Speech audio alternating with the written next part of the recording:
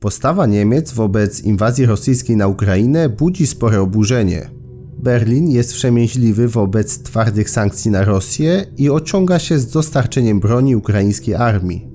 Zażenowanie mogą budzić kolejne kompromitujące wypowiedzi niemieckich polityków, jak choćby te o dostarczeniu Ukrainie 5000 hełmów, czy słowa kanclerza Olafa Scholza o tym, że Władimir Putin może nie wiedzieć, co wyprawiają jego żołnierze.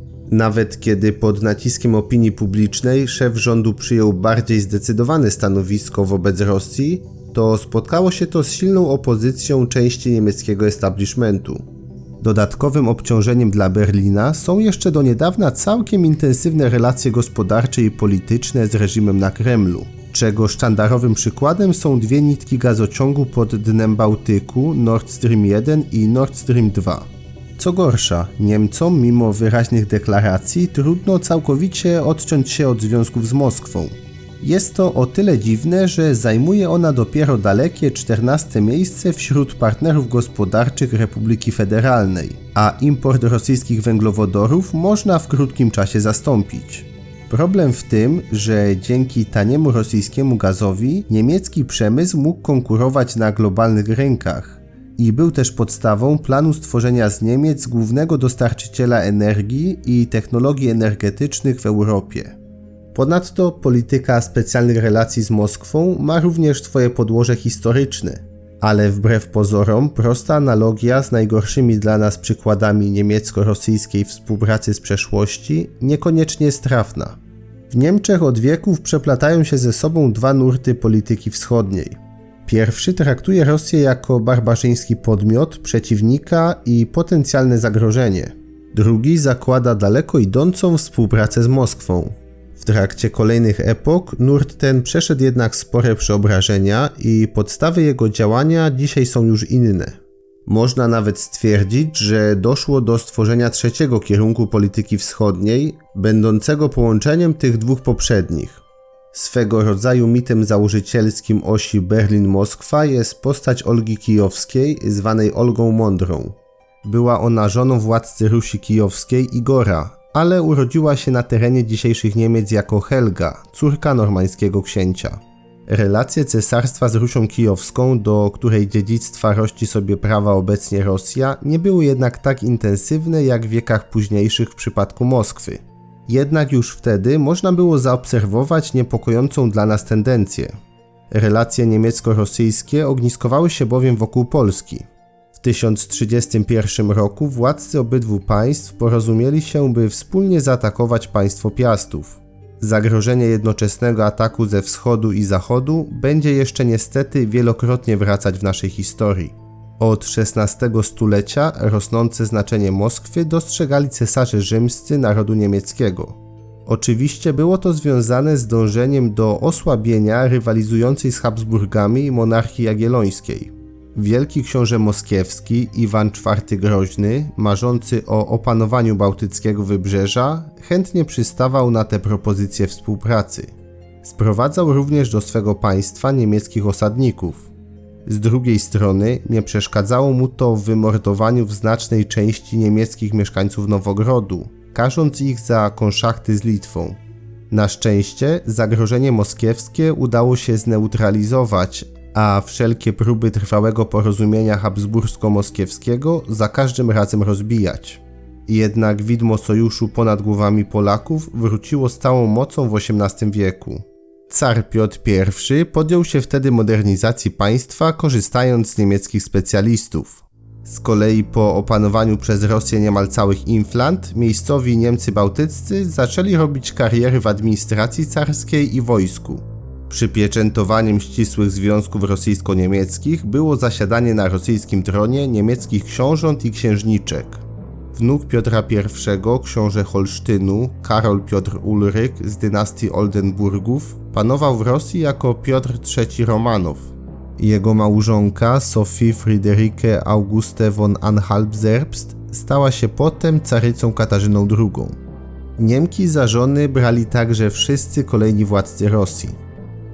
W XVIII wieku zaczęła się też odradzać wspólnota geopolitycznych interesów między Rosją a Niemcami, a ściśle rzecz biorąc Prusami, które podobnie jak państwo carów rosło w tym czasie w siłę i było żywotnie zainteresowane ziemiami słabnącej Rzeczpospolitej. Początkowo Petersburg nie był jednak chętny do współpracy. Piotr I zostawił swoim następcom jasne wytyczne, by nie dążyć do odebrania Rzeczpospolitej poszczególnych ziem, lecz stworzyć z niej własną strefę wpływów. Jednocześnie niewiele brakowało, by w czasie wojny siedmioletniej wojska rosyjskie doprowadziły do całkowitego podbicia Królestwa Prus. Króla Fryderyka II uratował przed zagładą nowy car Piotr III, który był wielkim fanem pruskiego władcy. Zawrócił on wojska z marszu na Berlin i zawiązał sojusz ze swoim idolem. Piotr III rządził jednak krótko. Został zgładzony po kilku miesiącach panowania przez własnych gwardzistów. Jego miejsce zajęła Katarzyna II, która powróciła do realizacji planów Piotra I, obsadzając na tronie polskim własnego nominata, Stanisława Augusta Poniatowskiego. Jednak utrzymanie rosyjskiego protektoratu nad Rzeczpospolitą okazało się kłopotliwe. Po wybuchu Konfederacji Barskiej w 1768 roku to właśnie Prusy zaczęły lansować pomysł o podziale między sąsiadami ziem państwa polsko-litewskiego. Berlinowi najbardziej zależało na obszarze dzisiejszego Pomorza Gdańskiego, dającego lądowe połączenie między dotąd podzielonymi pruskimi posiadłościami. Przed kolejnym rozbiorem Prusy zawarły wprawdzie antyrosyjski sojusz z Rzeczpospolitą, ale w chwili próby w 1792 roku go nie dotrzymały, a po pokonaniu państwa polsko-litewskiego przystąpiły z ochotą do kolejnego podziału jego ziem. Przed trzecim rozbiorem wojska pruskie uczestniczyły w tłumieniu powstania kościuszkowskiego. Likwidacja państwa polsko-litewskiego niewątpliwie wzmocniła prusko-rosyjski sojusz, który dało sobie znać w czasie wojen napoleońskich, a następnie w okresie dominacji Świętego Przymierza po Kongresie Wiedeńskim. Niezależnie od różnych sprzecznych interesów, Prusy, a następnie Niemcy i Rosję łączył wspólny cel, jakim było niedopuszczenie do odrodzenia się Rzeczpospolitej i zachowanie wspólnej granicy. Miało to stanowić gwarancję stabilności w tej części Europy. O utrzymanie tego status quo zabiegali w drugiej połowie XIX wieku najwybitniejsi ministrowie spraw zagranicznych obydwu państw, Aleksander Gorczakow i Otto von Bismarck.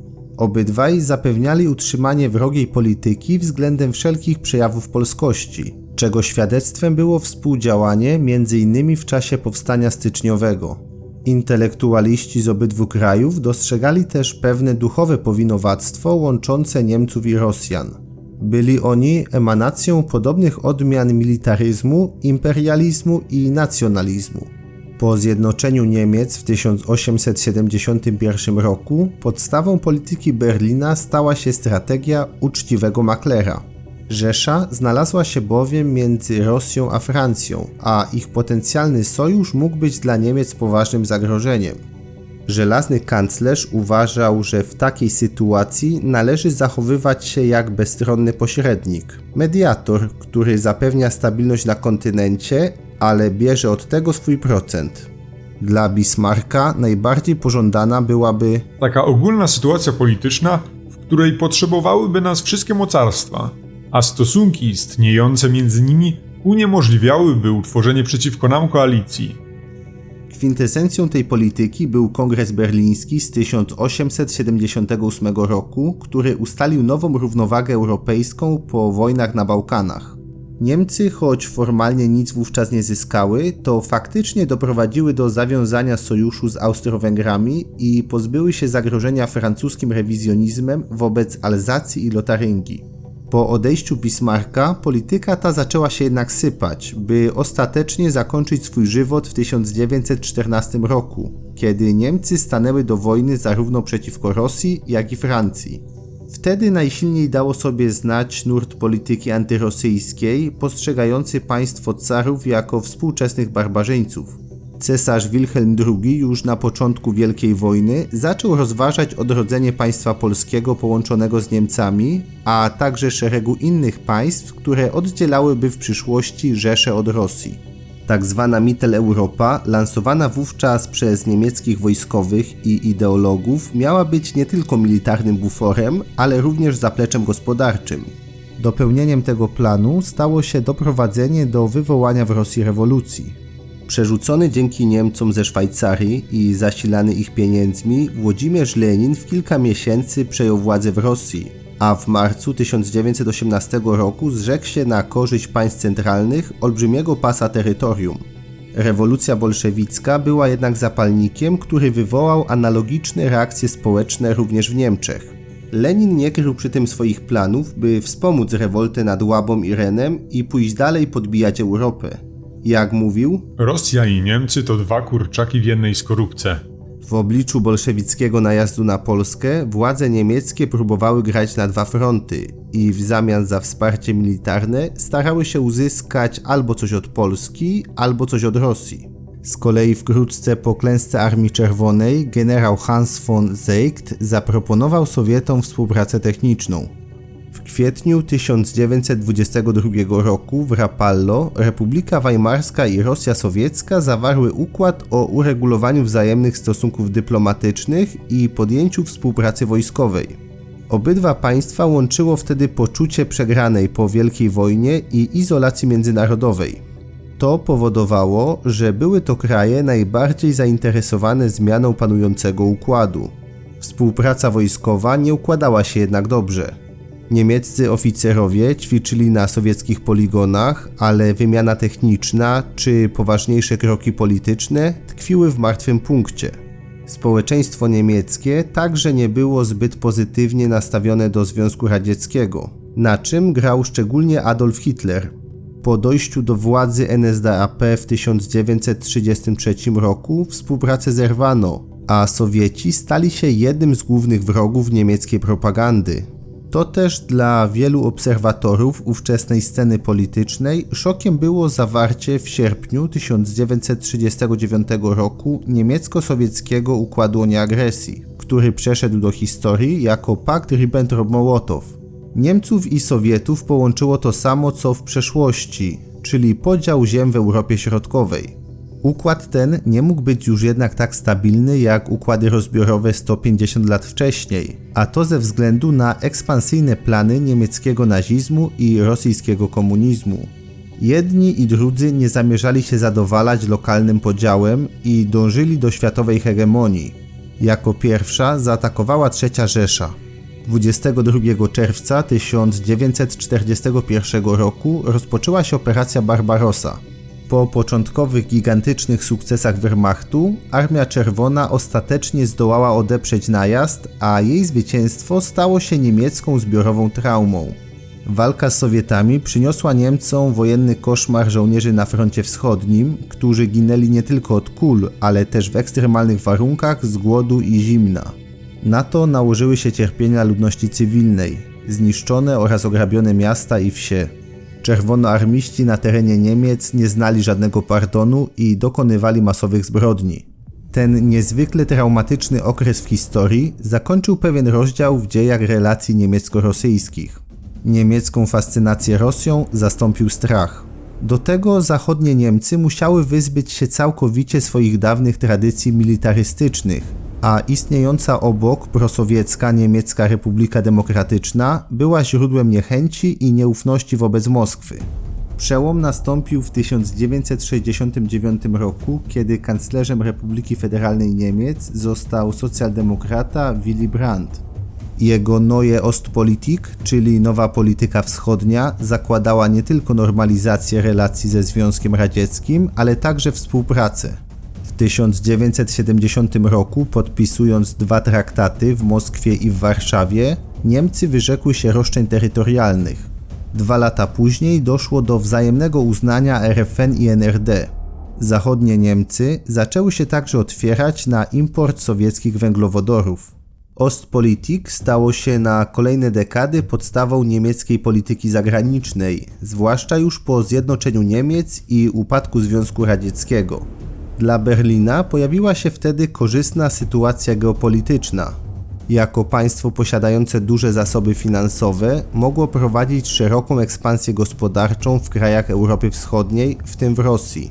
Jednocześnie Niemcy, pozbawione już ambicji podbojów terytorialnych, co tylko wzmocniło ich miękką siłę w Europie, a oddzielone od Rosji szerokim pasmem państw, mogły czuć się całkowicie bezpieczne przy realizacji swoich planów w tej części Europy. Jednakże w Niemczech ciągle utrzymywał się strach przed Moskwą, co wynikało właśnie z drugowojennej traumy. Ponadto społeczeństwo niemieckie, w którym według badań mniej niż 20% wyraża chęć do obrony swojej ojczyzny, odznacza się największym w swojej historii pacyfizmem. To połączenie, wzmocnione pragnieniem niemieckiej ekspansji gospodarczej na terytorium Rosji, doprowadziło do stworzenia nowej wersji polityki wschodniej Berlina. Niemcy nadały po 1990 roku relacjom z Kremlem szczególną rangę. Dyplomacja niemiecka, popierając rozszerzenie NATO i Unii Europejskiej, które było dla ich bezpieczeństwa i gospodarki korzystne, starała się utrzymywać możliwie jak najlepsze stosunki z Moskwą. Stąd, prócz uruchomienia dla Rosji specjalnych projektów geopolitycznych jak unijnego partnerstwa dla modernizacji, często odwoływano się do wspólnej współpracy z przeszłości. Nieprzypadkowo kanclerz Angela Merkel w swoim gabinecie zawiesiła portret carycy Katarzyny II. Berlin przypominał też o prusko-rosyjskiej kooperacji w XVIII i XIX wieku, m.in. organizując liczne wystawy muzealne. To wszystko podszyte jest jednak doświadczeniem II wojny światowej. Rosja jest postrzegana w Niemczech jako jedna z głównych ofiar III Rzeszy, mimo że w znacznej mierze zbrodnie niemieckie dotknęły ziemię dzisiejszej Białorusi i Ukrainy. Jednakże budowane pewne poczucie winy, połączone ze strachem przed wojną, paraliżuje niemieckie społeczeństwo przed działaniami, które mogłyby rozzłościć Rosję. Jednocześnie owe winy z przeszłości mają usprawiedliwiać podejmowaną z Moskwą moralnie wątpliwą współpracę. W lutym 2021 roku prezydent Niemiec Frank-Walter Steinmeier w wywiadzie udzielonym dziennikowi Rheinischen Post stwierdził, że relacje energetyczne są prawie ostatnim mostem łączącym Europę z Rosją i zasugerował, że gazociąg Nord Stream 2 może być formą rekompensaty za to, że w 1941 roku III Rzesza napadła na Związek Radziecki, co kosztowało życie 20 milionów Rosjan. Z przeprowadzonego w lutym 2022 roku sondażu, czyli tuż przed rosyjską inwazją na Ukrainę, aż 51% niemieckiego społeczeństwa opowiadało się za udzieleniem Rosji żądanych przez nią gwarancji bezpieczeństwa, które podważały suwerenność nie tylko Ukrainy, ale też Polski i państw bałtyckich. Z kolei 41% Niemców uważało, że Rosja ma prawo czuć się zagrożona przez Zachód. Jak mówił jeszcze niedawno kanclerz Olaf Scholz, europejskie bezpieczeństwo może być budowane tylko z Rosją, a nie przeciw niej. Ponadto Niemcy w nowej sytuacji geopolitycznej, będącej niejako spełnieniem planów z I wojny światowej, powróciły do bismarckowskiej polityki uczciwego maklera. Do tego pojęcia wprost odwoływał się ówczesny minister spraw zagranicznych, a obecny prezydent Niemiec Frank-Walter Steinmeier podczas wizyty w Waszyngtonie w marcu 2015 roku. Zaznaczył również wtedy, że centralnym zadaniem niemieckiej polityki zagranicznej w najbliższych latach jest odbudowa zniszczonego zaufania, a także podstaw współpracy w dziedzinie bezpieczeństwa między Rosją i Zachodem. Słowa te padły w rok po aneksji Krymu przez Rosję i w trakcie ciągłych walk ukraińsko-rosyjskich na Donbasie. Jeszcze w 2014 roku niemiecka dyplomacja zakładała, że wciągnięcie Rosji w jak największą ilość układów gospodarczych, a przez to uzależnienie jej od relacji z Zachodem, skutecznie uniemożliwi wszelkie próby rewizji granic ze strony Moskwy. Założenia te okazały się jednak błędne, a mimo to kontynuowano projekt gazociągu Nord Stream 2, wiedząc, że pieniądze z eksportu węglowodorów Rosja w znacznej mierze przeznacza na zbrojenia. Naiwna wiara, że Rosja nie pójdzie dalej, zakończyła się kompromitacją. Podstawy niemieckiej współpracy z Rosją prowadzonej w ostatnich latach są zatem inne niż w XVIII czy XIX wieku. Pacyfistyczne i liberalne społeczeństwo niemieckie ma niewiele wspólnego z militarystycznym i nacjonalistycznym społeczeństwem rosyjskim. Niemcy nie są też zainteresowane podziałem stref wpływów z Rosją, jak to miało miejsce w przeszłości, lecz wykorzystaniem rosyjskiego potencjału do gospodarczej ekspansji, a realizowana polityka ugłaskiwania Moskwy wydaje się, że miała jedynie zastopować ekspansyjne plany Putina, by nie psuć niemieckich interesów i spełnić społeczne oczekiwania.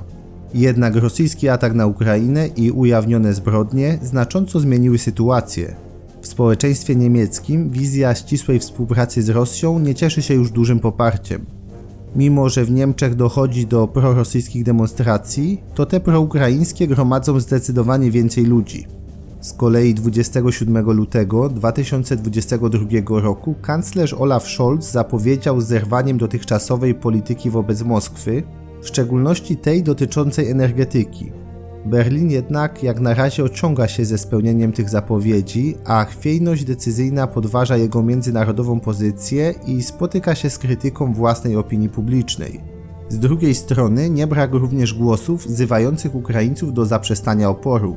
Publikowane listy z takim apelem przesączone są dobrze znanymi w Niemczech skrajnym pacyfizmem i obawą przed rosyjskim gniewem. Czy Niemcy będą zatem w stanie rzeczywiście zmienić swoją politykę wobec Rosji? Czas pokaże. Jeżeli chcesz być informowany o kolejnych materiałach, to kliknij dzwoneczek powiadomienia i wtedy żadnego nie przegapisz. A jeżeli chcesz współtworzyć kanał, to możesz nas wesprzeć w serwisie Patronite. Za wszelką pomoc serdecznie dziękujemy.